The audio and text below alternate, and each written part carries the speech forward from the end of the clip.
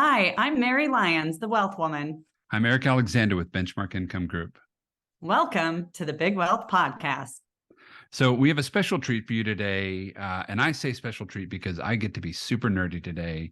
And that is my love language. It just makes me happy. But Eric, how is being super nerdy today any different than any other day?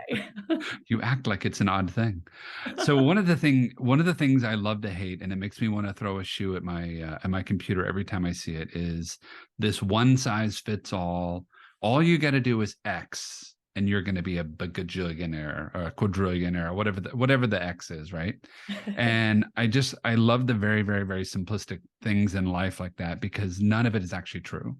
Like there's no one area of my life I'm like, all I need to do is wake up every morning and I'm going to be an amazing human. And yet when we get advice on the internet, that's how it usually comes out. Right. So I saw a post on Instagram, I think it was yesterday afternoon. And so I'll read you the post, but it made me want to throw a shoe at my phone or whatever. So this guy says, all right, here's the story. Here's the scenario. Married couple makes $185,000 a year. So good for them. They're like adulting at life in a high way. They each max out a Roth 401k and they get a 5% company match. At 59 and a half, they'll have $8.3 million invested, paying them $332,000 a year based on the 4% rule. And then the tagline at the bottom is millionaires in the making. And the whole time I'm like, oh, there's so much wrong with this. There's just so much wrong with this. So I thought it'd be fun to break it out today. Yeah, there's a lot going on there. And I think where I'm actually trying to frantically look this up as we're talking. And for whatever reason, I can't find the link right now. But let's start with the $185,000 of income. Because right there, if as a household you are making that, I think you're in the top 5% of all earners in the country. Yeah. So, right. Okay. You should be able, first of all, you should over your lifetime be able to become a millionaire if you are in the top 5% of all earners, Captain Obvious. Right. Yeah. And so I'm reading through this Instagram post because it's just a picture, right? And the first question that I had and everyone else had below this was, wait, when did these people start? Because you didn't say, are they making 185 at 50? They were 58 and they started saving for a year and a half. That's right. So to his credit, the guy came back and says, oh, well, these kids are starting out at 30 years old, making 185K total. And so essentially they will have been saving for, call it 30 years. I'm rounding up by 6 months, right? 29.5. So I think the unpacking of this, there's so much going on here that I think is fun. And I think we can walk through most of it sort of verbally, but I'll put up an Excel spreadsheet here in just a second. But if they're maxing out a Roth, they're putting in somewhere in the neighborhood of $20,500 a year. Because it's a Roth 401k. So you follow the 401k limits the way the gentleman made the post. Right. Yeah. So we're giving everybody the benefit of the doubt there. So Roth 401k, they're putting in $20,500. So they're, as a couple, they're setting aside $41,000 a year. So with my handy dandy calculator, that's saving roughly 22% a year, starting at age 30 through age effectively 60. How many times do we actually see that when we initially sit down with the client? Especially at 30. My theory is you don't really start adulting till like 35. You're like, I should get my act together. I feel like that's young. Well, I don't know. I mean, I think it's really interesting, that idea of saving 22%, because I think that number is really hard, because if you think about that, you're making 185 and you're saving roughly $40,000 of that. So that drops your take home down to 145 as a percentage of your income. Man, you just gave up a lot of lifestyle. And I mean, that's before taxes. Right. And so you take taxes out and now you're really in a position where you're earning just over $100,000 or something, depending on if you have state income taxes or what exactly your situation is. And so, I mean, to me, that is not what we see most people at that income level saving. I love the idea that it's possible to do these things if you're disciplined. But is that a realistic expectation? Right. Well, and the other part of it, I looked it up just before we got on today. The national savings rate right now is 5.1. So this magical couple is making, not only are they in the 5% bracket from a wage earner's standpoint, but they're also saving 4x the national average. Now we've been preaching for a long time that 20 is probably the right number. Like if you Right. had to, if there was a should in your book, the should is around 20%. So they're killing it. But the way the posts read, which sort of drives me nuts, is, man, this is how you do it. Like this is real life. This should be like falling off a log kind of thing, right? And he doesn't state that. I'm reading into it, but Okay. And then how much money are you supposed to have at 59 and a half? and you're supposed to have $8.3 million by the time you get to by the time you get to 59 and a half. Real quick, just before we jump to that. So you mentioned something about a match as well. So Right. the couple's putting in $40,000 and then the company is putting in how much? 5%. So 185 times 5%. So this company's putting in another 9,250. So as a couple, they're saving 50 grand. Most of it's theirs, right? So good for them. 50 grand a year is a lot of money. Yeah. And so you should be able to be a millionaire by the time you're 60 at that pace. Hands out, like I'm just going to throw this out there. I definitely have couples who are making twice as much as that maybe are saving that. maybe. Like getting to On a 10% good day. savings rates. Right. So I think this is really interesting, right? I mean, you can tell people all day long, this is what you should save. It doesn't mean that they do. Right. So Right. I like that it's prescriptive, right? I mean, people like simple things. If I do this, I'm going to be a millionaire. Sounds great. Okay. So let's keep going. Let's keep breaking this down. So how much money did you say we were going to have? So they're saving effectively $50,000 and they're going to have 8.3 million by the time they get there, which, man, they're killing it, right? Sweet. And then the other part that we'll unpack here in a second is based on the 4% rule. And there's a whole podcast on that we'll do in a second, but they're going to have 330 grand by the time they get there. So before we get into the math, I think the human behavior is really important. So this couple is effectively living on, call it 100 grand, right? Every year. And they're going to be scrimping and saving to be able to save 22% for 30 years in a row with no bad years in order to make double what they or triple what they make right now. I'm not a psychologist. I'm not a psychiatrist. You just play one on a podcast. I just play one on a podcast, but somebody in that relationship's going to go, all right, time out. We're doing what for 30 years to have what? Can we introduce a little bit of lifestyle? Do you mind? Right. Even if you factor in inflation, right? I mean, I think most people are going to have a hard time attaching to that number just because it is more than what they are currently earning. Right. It's triple. And it's like, well, I've been eating beans and weenies for 30 years and ramen for 30 years. So when I'm 60, I can have a nice life. Like, pause. Sounds good. Let's do it. Like, there are these little two-legged tax deductions running around my house that want more every year than I've got to give them, you know? Oh, goodness. This is holiday season too. So all the gift buying and that kind of stuff. Don't bring that up. Yeah. All right. So let me show the spreadsheet because I think there's some fun numbers on this side of it. Okay. If you were just listening, we will make sure we walk through it so that you get the numbers too. But if you're watching, I think sometimes the visual can help. Yeah. So here's the basic numbers. And from what we've talked about before, right? They're saving just a shade over 22%.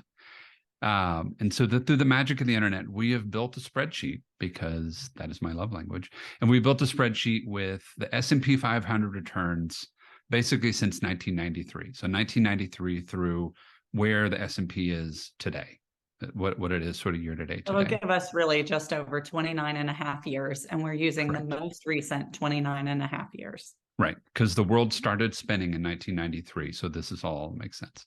That's when I did. So we've got basically at the end of this 30 years in a row where we've gotten, 50 grand going in every year. Basically, by the time we get to the end of retirement, 59 and a half, this couple's sitting on $7.5 million. So did you put any fees in there? Yeah, we did 0.5%. So we said, hey, 50 basis points, 0.5% was going to be the load. So we discounted the S&P returns by about 0.5 point, 0.5%. And so $7.5 million. So it's just a shade less than 8.3. So I'm not going to ding the guy for that, right? Now, if you look at the average rate of return during that period, if we just do the simple average calculation for that time frame, the average rate of return there is somewhere in the neighborhood of 11.19. Okay. So That's net of the fees. talk to me, yeah, net of fees, right? So talk to me about Dalbar study, because I know we've talked about this a little before. Okay, so the Dalbar study is a study that has been done pretty much every year where they compare the average mutual fund investor's returns to what actually happens in the market. And what they have found pretty much every year of the study is that the actual return that mutual fund investors experience is substantially less than what the market actually does. And that happens over any given period of time. And part of that is management fees, but most of that is actually human behavior. Right. That people get out of the market when they shouldn't, and they get into the market when they shouldn't. What happens is, when the market is falling apart, kind of like it has been this year, people start getting out of the market because they're nervous. And then when the market is recovering and going well, they're like, ooh, I should put more money in here when the market is kind of at its peak. And so they get in at just the wrong time and then lose money, and then they get out. So they miss the recovery. And so when you look at the average returns that are shown in a Dalbar study, they're typically closer to 3 or 4% for most mutual fund investors over the course of their investing lifetime, simply because they're getting in and out of the market as opposed to just letting it ride. Right. So the assumption that I love here, and to your point, I think it was brilliant earlier, is I love that this post is somewhat prescriptive. You should be saving 20% or more of your income. That is a should. If you're not there yet, there's all sorts of cool ways to get there. And I like the idea of, I'm going to go put some money in the market because there's some opportunities for returns, but it ignores a couple of human behavior components. One, the fact that I'm actually going to be able to go do 20% each and every year for the rest of my working life. No matter what is tough, right? Nobody had a bad day. Nobody fell off the wagon on that moment, right? But the other component is it assumes that the person in this post is this sort of steely-eyed investor, that they have the stomach and the wherewithal to go put the money in and not touch it for 30 years in a row. And so that the 30 years they get is this year's. Will you scroll down just a little bit? Because I want to talk about this. So a little too far. Right there. Okay. So if you look at 7 years into this particular investment portfolio, the actual balance on the portfolio 7 years in, given the actual S&P returns discounted for a 0.5% in fees, right, is that you have about $923,000 in the account. Right. And if you look at what happens over the next 1, 2, 3 years, you would be leaving your money in the market, and your portfolio would drop the first year from 923 to 885, and then next year from 885 to 824, and then the next year from 824 to 681. So what the Dalbar study talks about is in markets like that, most people do not want to keep maxing out a 401k. And if they can pull their money out of the market or move it into cash, they're probably going to do that at some point during that drop, and then not be positioned to take advantage of the recovery. Because if you look at what happens in year 10, right, you are at 681 at the end of year 10. Well, at the end of year 11, there's a 28% return. And so your portfolio plus your contributions jumps the balance up to 941. And so what the Dalbar study better than what you would have been at 7, right? Right. And so what the Dalbar study really shows is that people don't leave their money invested aggressively through major periods like that. And so even though we can look at the S&P and say, yeah, that's what it's getting, the reality is most people, even index fund investors, get nervous and pull their money out of the indexes at some point, and then they miss the largest recoveries frequently. And so you actually see this happen again a couple years later, because if you look at the portfolio balance at the end of year 15, there's 1.5, almost $1.6 million. Right. And then 2008 happens and the balance drops down to $1 million. At that point in time, most people get real gun shy, pull the money out of the market, and don't really see a lot of growth for a couple of years before they actually get back into the portfolio. Right. And if you keep projecting this even further forward, and you start looking at, what is happening so far this year, if you look at year 29, the balance at the end of the year is over $9 million, but based on a 17% loss over the course of 2022, the balance Right. drops down to $7.5 million. So there's a lot of fluctuation here, especially if you're trying to get to the point where you're getting ready to retire. And so Right. just staying in the index fund can be very scary for a lot of people when they're, puking all over themselves for the ride because it's been up and down and all over the place. Well, because it assumes, to your point, right, that if we're going to round up for that 6 months from 59 and a half to 30, right, at 59, this couple's got $9 million. And in the course of 6 months, loses $1.5 million of it almost. Yeah. I don't know many people who can stomach that. Or would be positioned in an all equity portfolio at 59, knowing that they're going to retire next year. Right. Right. There's all sorts of human behavior. So to discount that and to sort of give this idea, we reran this and we used the Bloomberg Aggregate Bond Index married up with the S&P 500. So basically what I would call a standard 60-40 portfolio of equity and bonds, and ran that math all the way through. And as you would expect, the rate of return is not quite as high as if you were doing all equity all the time. So over the exact same time period, instead of ending up with 7.5 million, you end up with 5,280,198. Right. And so it's about a 30% drop from what you would have had you been the steely-eyed, ice in your veins, you can handle all the risk, right? You get a 30% drop in your portfolio balance once you hit that 60 mark, 59 and a half. Right. And so that's a big number. I mean, 30% is no laughing matter. Now, I would argue that the 5.28 is probably a little more realistic, because if I'm on a 60-40 ride, the likelihood I stay in when the market's going crazy is probably a little better, right? The emotional toil is probably not as heavy, but the emotions are still in the way, right? Right.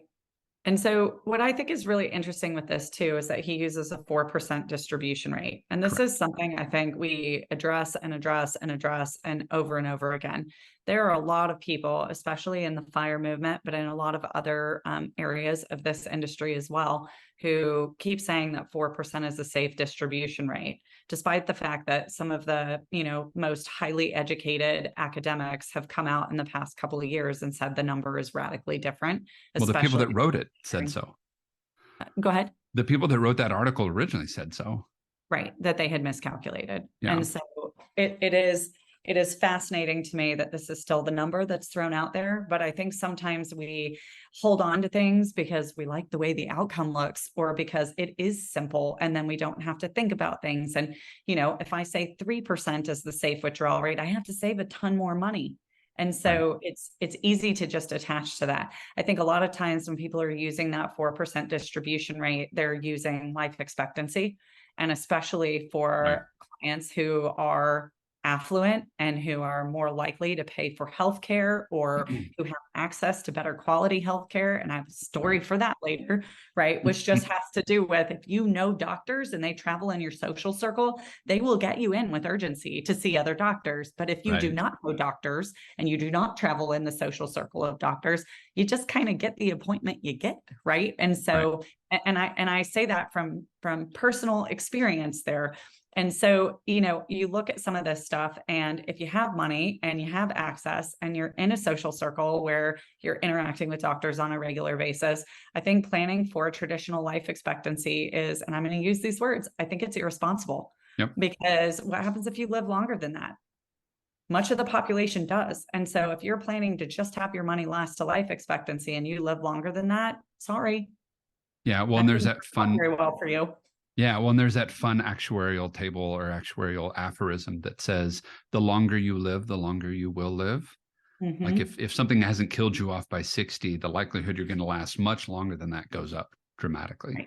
Right? You didn't get killed in a car accident when you were 16. You didn't get cancer when you were 50. You have a lot of the things that have knocked out other people didn't hit you.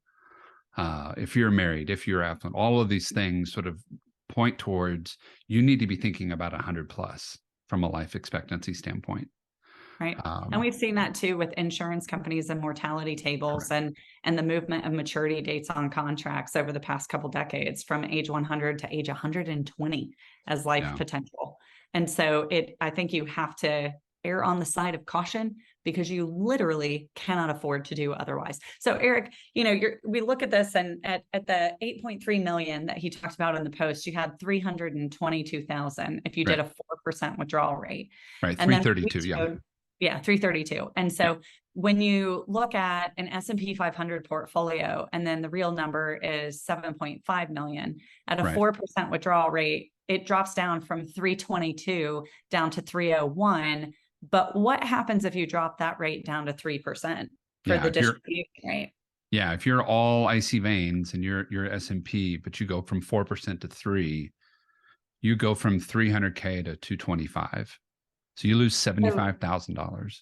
So just using an S&P index fund with a 0.5% load for trading costs, whatever platform you're using, and then using a 3% distribution rate, you lose almost $100,000 a year of income like this. That's a snap, right? Like it just disappears. Didn't hear that. Yeah. Yeah. And so if you are in a 60-40 blended portfolio because you don't feel that aggressive and you have a 3% withdrawal rate, you're at 158,000. Right. That's like, I mean, half of what you were going to have in that gentleman's example. That is so 332. Yeah, you're short by about 170 grand or more than that, right? Right. And so again, I want to go back to the psychology of this because, we had this conversation earlier today. Mindset beats strategy, strategy beats tactics. From a standpoint of mindset, and I think about our friend Don Blanton, and one of my favorite quotes from Don Blanton is never hurry to a whipping, right? And I'm thinking about this conversation with my wife, and I'm like, hey, look, we're going to live on ramen and noodles and beans and weenies for 30 years, but everything is going to be great when we get to the end of this. And we're going to go from 185 grand a year to 158. And oh, by the way, there's this thing called inflation, and that 158 isn't going to buy half of what it costs, what it buys now. Right. Come with me. I'm a great catch. You got it, honey. Like nobody's hurrying to that weapon. So for those of you who don't know who Don Blanton is, Don Blanton created a software program called Circle of Wealth. And his software program has a lot of really interesting calculators that we use on a pretty regular basis. Tax history, earnings by household across the United States, easy ways to figure out how you should pay for things, that sort of thing. But, the thing that I think you have to go back to here, and I again, right, it goes to, do you really want to put all your eggs in one basket? Right. And I think because people like simplicity, it's, I'm going to buy an index fund. I'm going to just put a bunch of money in there. I'm going to wake up one day and I'm going to get to retire. You can do that by all means, and it is much better than doing nothing. But if you get more efficient about creating better distribution strategies from the very beginning, right, and you look at a combination of investment vehicles and life insurance specifically funded to help you maximize or optimize your distribution, you can do totally different things. With less money, you can typically spend more. And the reason is because you're creating efficiencies. Whenever you are living in a world where your portfolio has to perform at, what did we say, 11.5%, in order to get to an outcome, you are putting too much pressure on your money. If you can get to that same type of place with a 6 or 7% return because you have better distribution strategy, you have a much higher likelihood that you are actually going to get there and have the things that you are working towards. And if you decide to take more risk and you get that 11.5% return, if you've set yourself up for optimum income distribution by creating that balance, it just means you have more to spend. Right. But there's less pressure getting there. And I think this is where it is so important to find an advisor who is not oversimplifying what you're doing, but who can give you a system, a dynamic system that can alter, that can change, that does more than one thing. If you're just sitting your money somewhere hoping it's going to grow over time, to me, that's, I mean, what do we call that, Eric? The Rip Van Winkle approach. I put the money here, I take a nap for 30 years, I wake up and I'm a millionaire. That's not real. Right. Well, and nobody writes. Yes. But what if you could do so much more? Well, and I don't take life as I would like it to be. That's the other end of it. I take life as it is. I know that people don't typically save 22%. That's not a thing. I know that most people don't have the steely-eyed, ice in their veins ability to handle a 30% drop in the market and go, yep, we're going to keep pouring cash in. Like we would tell them that that's what they should do, but people are humans. That's not what people do. We have FOMO and FOLO, fear of missing out and fear of losing out, and we make irrational decisions, right? And so I think part of that plan is the mindset of every time you hear all you need to do is X, that is a hot button issue that you should look somewhere else, right? But the other half is I've got a system that allows you to flex and pull and adjust without destroying everything that's going on. Because maybe somebody got sick and you don't need to save that 50 grand that year. You need to redirect that money to medical bills. You need to be able to make that decision and go, look, in my hierarchy of values, keeping my family and spouse and myself alive is way more important than my future from a financial standpoint. I need to be able to adjust and pull, not go, all right, we've got 2 kids. Well, at least we got 1 left. Like if this doesn't work out well, like nobody wants to have that. You need to be thinking about what's important, not what to do with your money. Right. Right. So I'm going to give several examples of that, right? And real examples from things our clients have faced. What about going through IVF, in vitro fertilization process multiple times, spending over $100,000 just so that you can end up having kids because that's part of your dream life, right? That is what if those years you're not contributing $40,000, right? You need to be able to do that and not think, hey, I'm going to be destitute on the back end. Right. This type of planning to me creates absolute scarcity mentality, and it locks people into making the choices that they feel they should make, as opposed to looking for solutions for things they want to do. Other things I've seen people do as we've talked to them is stay in a job they hate, even though they're absolutely miserable because an advisor is telling them they have to save a certain amount of money. What is the point of saving that money if you're miserable in the life that you're living? Right. Find a better way, a more efficient way to get to the same place. Introduce some creativity. Anytime we live in a world of scarcity, we make bad choices. When we start getting creative and looking for ways that we can actually build and grow and contribute and serve, at those times, opportunities show up. And I think this is just another example of that. And even though it's a well-meaning post, all you have to do is this one thing and you're going to have $8 million. I mean, to me, if anyone said, all you have to do is this one thing and you're going to have this, I'm like, that's a little oversimplified. I've never had that happen in my life. Right? Yeah. It doesn't have to be complex by any stretch of the imagination, but it has to account for more than just a linear calculation, because my life has never been linear. Right. I don't know about yours. I don't even know what that looks like. Right. Yeah. So there are better solutions out there than that. If you guys come across something on social media and you're thinking, what the heck, is this real or not real? DM us, send it to us, send it over. Ask us the questions. If you're looking for me, you can find me at The Wealth Woman on Instagram or Facebook. You can also find me on LinkedIn. Eric, where can they find you? Yeah, and you can find me in all those same social media places at Economics with Eric. Thanks for joining us. Have a great day.